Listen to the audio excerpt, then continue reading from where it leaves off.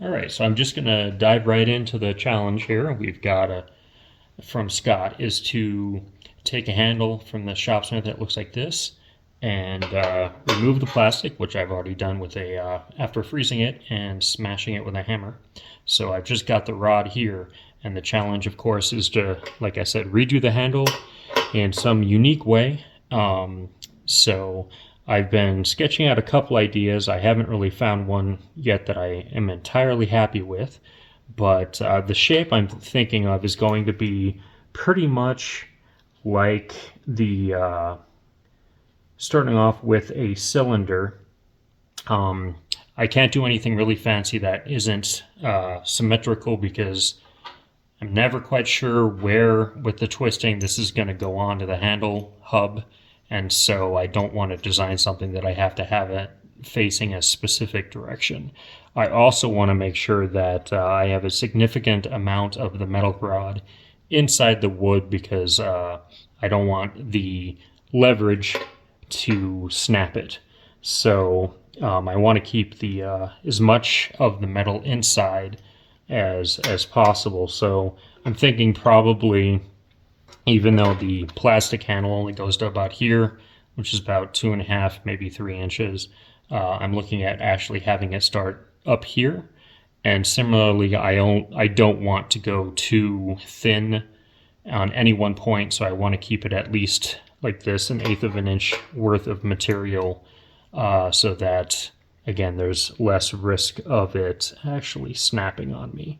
So I'm thinking what I will do is I will kind of give it a little bit of a conical start at the top here, and it's going to come down sawdust so that it'll flare out a little bit, and then it's going to have, I think, kind of like a scalloped texture that I'm probably going to end up sanding.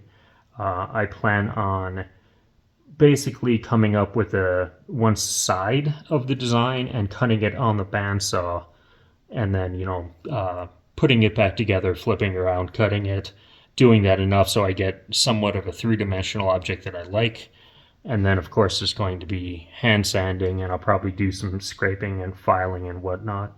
I want to make sure that the handle allows me to have a firm grip on it, since, say, from your perspective, if I start the grab the handle in drill press mode, as I'm pulling down, if I need to switch my wrist so that I'm then pushing at the rest of that arc, I don't want to have something that my wrist is going to catch on, but I do want something that, if needed, I actually can put pressure against.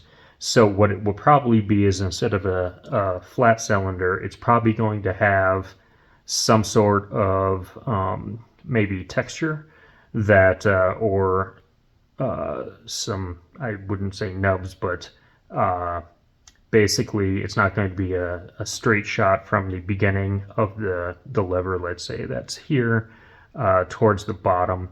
And then I've seen quite a few of the handles that are just the rods with a ball at the end, and I like the simplicity of that design. I'm just not sure, once you get to that arc, how useful it is to, if you're able to pull up, or sorry, get a more of a handle on the more of a grip on the handle higher in order to keep some sort of pressure against it.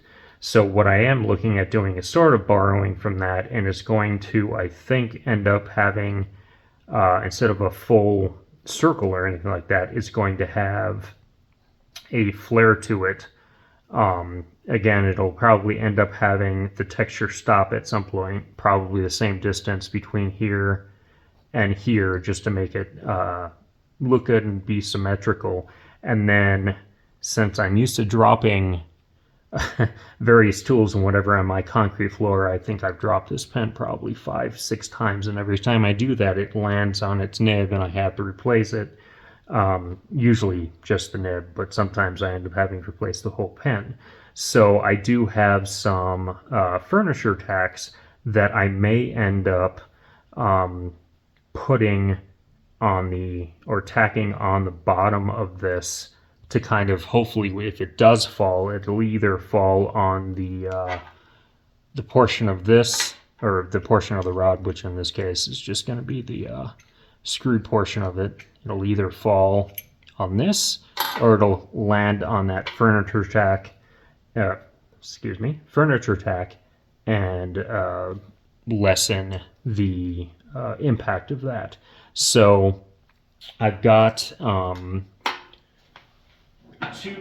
woods that I'm looking at actually laminating together, cutting it in force and then gluing it up. I've got some white oak that I recycled from, we do lots of different energy things out here with fracking and whatnot, and I guess this came from an oil drill as they were setting it up.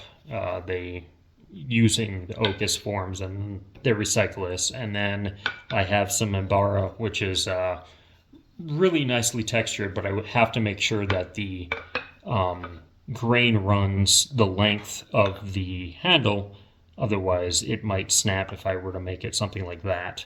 So still trying to figure out exactly how thick the handle itself is going to be, but that's pretty much what the design is that I'm looking at, is keeping something of a flare at the end and then bringing up the handle up to here with some sort of texture to make it easier to grip, but also trying to keep it symmetric between where the handle starts and where it would end.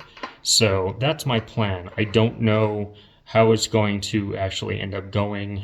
Like I said, I'm doing it on the bandsaw, so it's going to be a rough cut to a 3-dimensional shape, and then hand sanding using a rasp or a other method of actually taking it into the shape that I want, because I don't trust myself with the lathe. And then, of course, at the other end is going to be, I'll see if I can find a really nice furniture tack or something else to put on the base of the handle, so if it hits the ground, it hits that, and I don't have to worry about anything splintering, I hope. But I guess that's kind of what I'm known for. So that's it for now.